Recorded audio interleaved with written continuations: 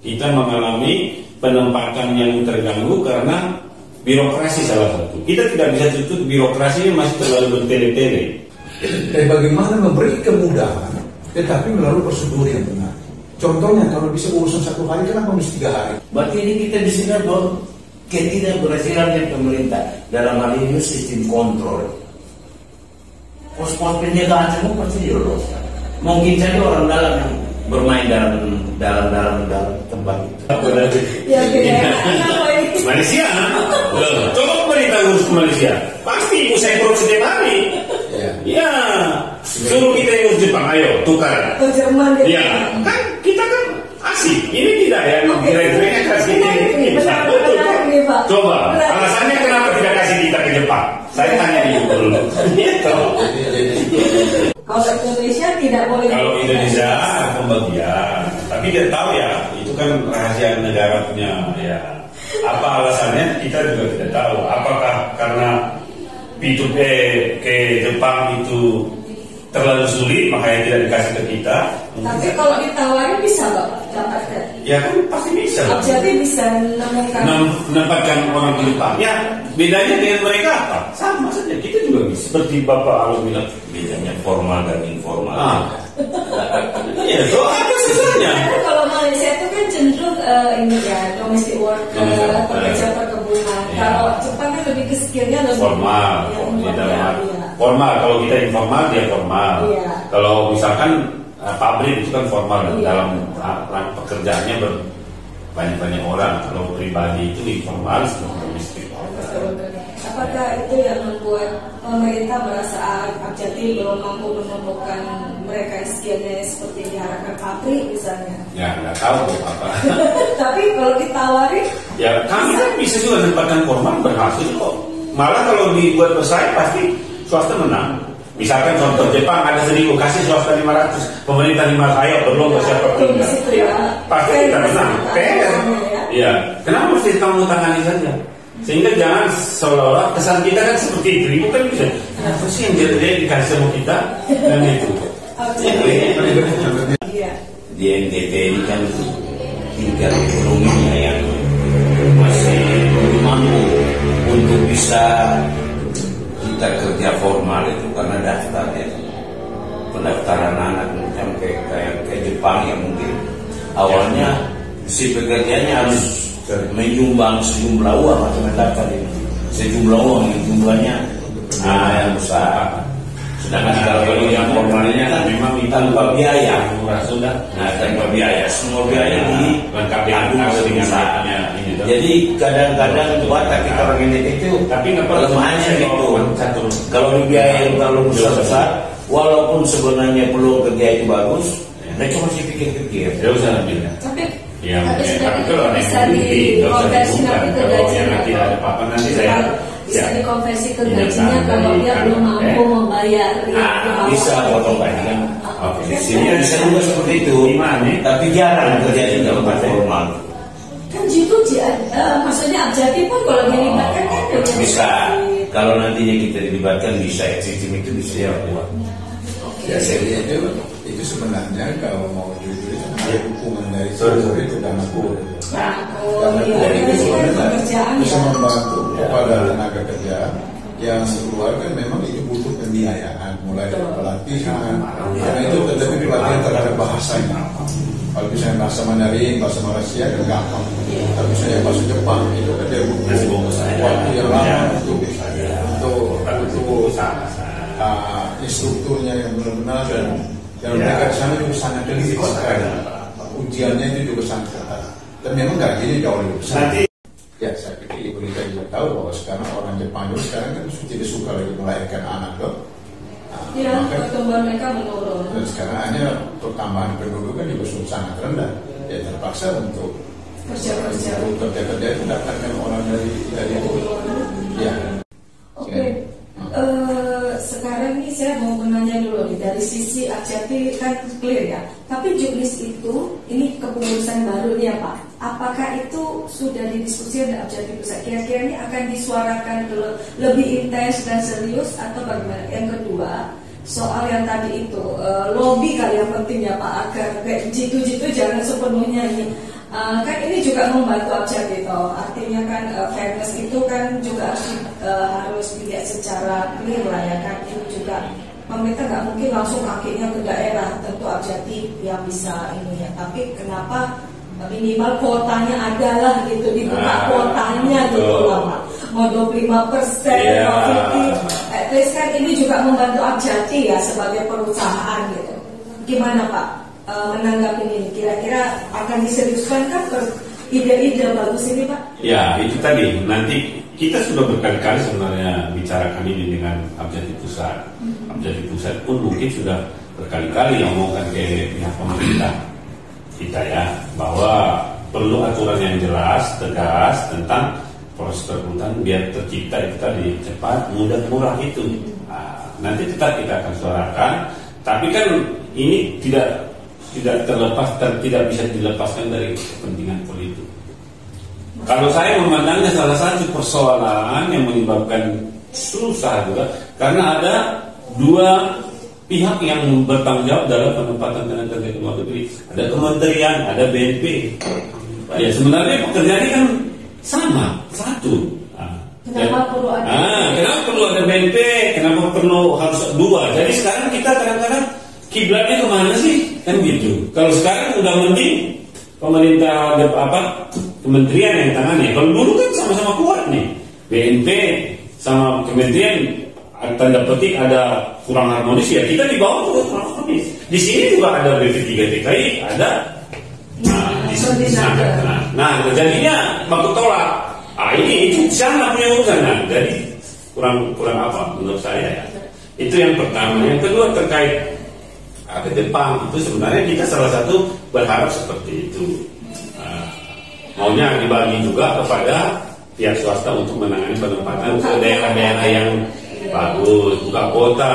Termasuk salah satu keluhan kita, ini mungkin Ibu bisa suarakan juga. Kapan sih orang NTT bisa ke Jepang atau ke Korea? Enggak pernah loh dapat lowongan. Kenapa mesti harus orang dari Jawa semua berangkat ke Jepang? Walaupun tanda petik tadi kita sudah bicara, pemerintah yang ngurus G2G. Kapan orang NTT bisa nikmati ke Jepang? Kenapa suruh orang NTT hanya ke Malaysia? Tolong ditanya dulu juga.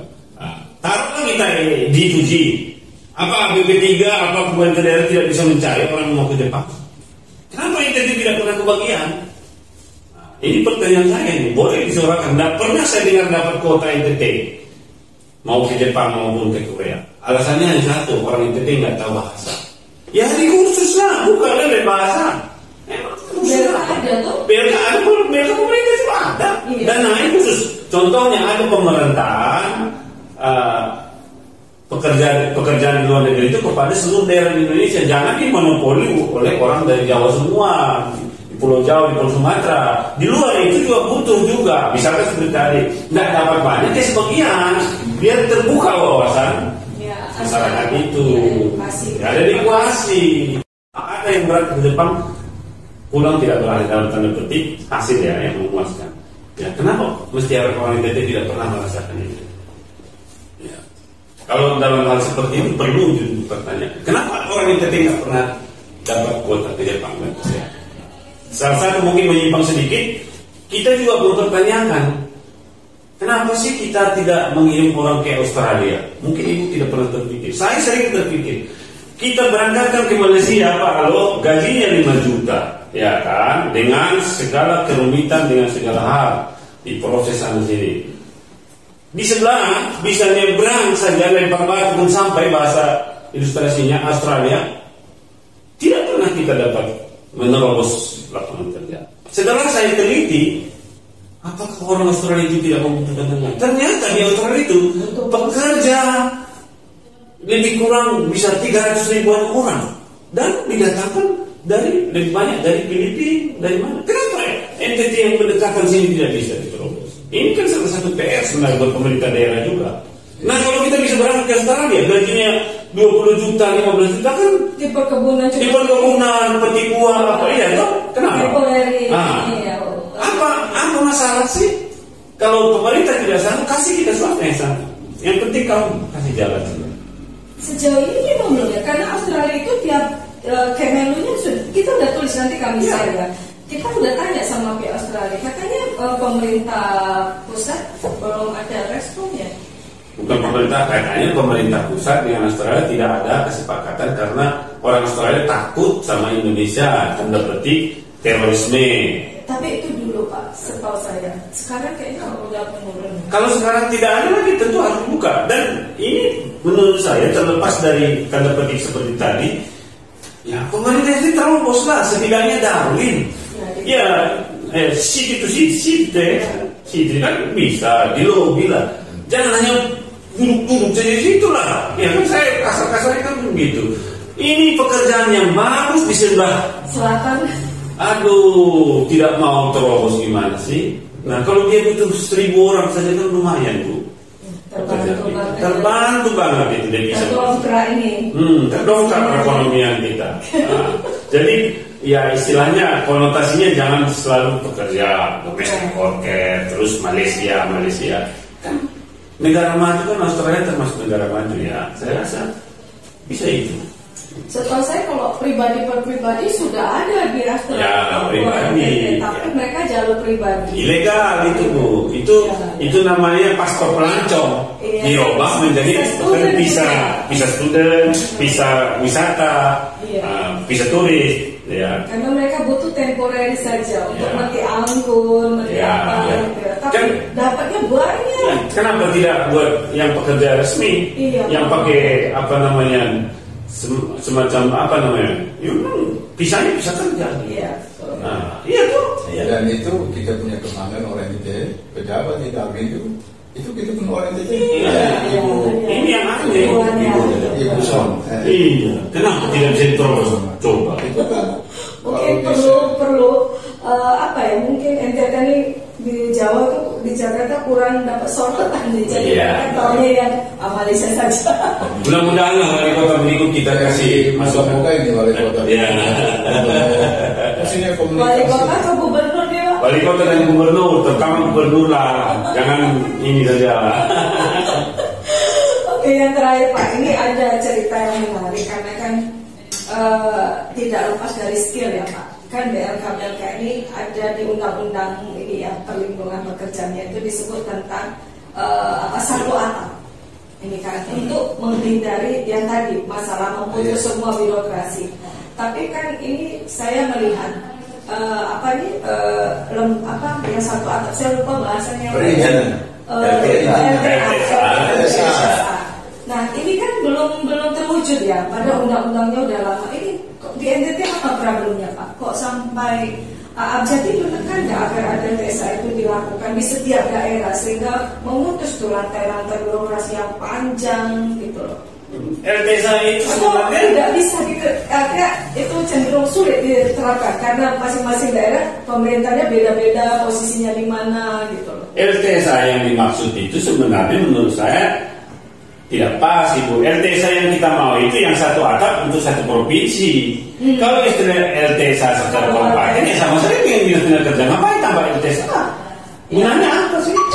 Maksud kita LTSA terbentuk satu provinsi, dia bisa menanggulangi semua kelemahan kekurangan daripada daerah-daerah. Contoh, ada CPM yang kekurangan berkat, dia datang ke LTSA, dia bisa dibantu di situ. Kalau LTSA sekarang tidak ada gunanya. Saya berani ngantar apa gunanya coba? Memperpanjang birokrasi tidak ada. Gunanya apa coba itu? Toh yang bermasalah di kabupaten. Kabupaten. Terus LTSA tidak punya kewenangan apa-apa sama kabupaten. Cuman memantau saya laporan-laporan. Ya ada banyak administrasi saja. Saya rasa tidak menyelesaikan persoalan. LTSA yang dimaksud menurut saya apabila dia berdiri di provinsi bisa menanggulangi semua persoalan seluruh daerah-daerah kabupaten. Tanpa ke kabupaten datang ke LTSA semua bisa dieksekusi. Terus dia di situ sudah lengkap. Ada medikalnya, ada paspornya kan begitu ujung awalnya rencana. Tapi kan ternyata LTSA yang ada hanya tidak jelas apa maksudnya. Jadi masing-masing bidang ini masih takut apa namanya jatah-jatah mereka itu mungkin terbatas kalau sudah di LTSA. anggaran yang sudah disiapkan untuk itu, jadi nggak bisa digunakan lagi ya. Kalau nanti dibikin di provinsi gitu. Jadi kepentingan masing-masing. Jadi sekarang Ibu Rita yang paling penting itu para kepala desa kabupaten jangan melihat itu pemberangkatan tenaga kerja ini sebagai satu proyek. Itu mestinya tidak boleh berpikir seperti itu. Tapi bagaimana mereka punya pemikiran, mari kita bantu dengan dukungan dari perusahaan-perusahaan yang mengirim ini supaya semua kemudahan diberikan. Mesti itu yang di dalam otaknya mereka. Makanya nanti kita menekankan bagaimana bikin juknis dari gubernur supaya dia ada satu pedoman yang gubernur atau kementerian Pak. Ya kalau bisa kementerian, kalau bisa dari kementerian masih susah, coba gubernur sebenarnya. Karena perubahan peralihan politik ya. Karena ini kan karena dengan persoalan yang diangkat tadi kan karena kita ini bawa pulang nyawa selalu banyak. Iya. Nah nyawa ini supaya kita bagaimana kita mengurangi itu. Kenapa? Karena persoalan perekrutan, persoalan pemberangkatan. Sehingga bagaimana gubernur bisa membuat satu juknis supaya itu menjadi satu pedoman yang dipakai oleh lembaga pengirim semua, sehingga tidak ada lagi yang bermain lagi di jalan sehingga dengan persulit ke waktu dan kesempatan. Karena ini yang paling penting. Dan saya mungkin ada satu pesan sedikit pada seluruh masyarakat mungkin kita P3RI pelaksana penempatan ini kadang-kadang dianggap TPPO lah, penjual manusia ini yang harus harus dibuang karena bagaimanapun pekerja migran itu adalah pencari devisa untuk negara ini. Kedua terbesar kalau nggak salah setelah Bega dan Dani data, kedua terbesar seluruh Indonesia. Jadi seharusnya pejabat-pejabat ini harus malu lah. Anak-anak yang kita anggap mereka ada sedikit kekurangan, tapi bisa menghasilkan untuk negara ini. Tapi anggapan apa yang dibuat oleh negara ini dalam kita? Seharusnya ini diangkat bahwa jasa-jasa mereka ini bisa menafkahi kalian-kalian yang sebenarnya bergerak di belakang meja yang tidak benar ini. Jadi tolong diangkat ini supaya mungkin jasa-jasa kita sebagai pelaksana penempatan ini betul dan benar-benar juga dihargai. Jangan dianggap seperti orang bilang kita dengan narkoba ini beda-beda tipis saja, padahal beda sebenarnya.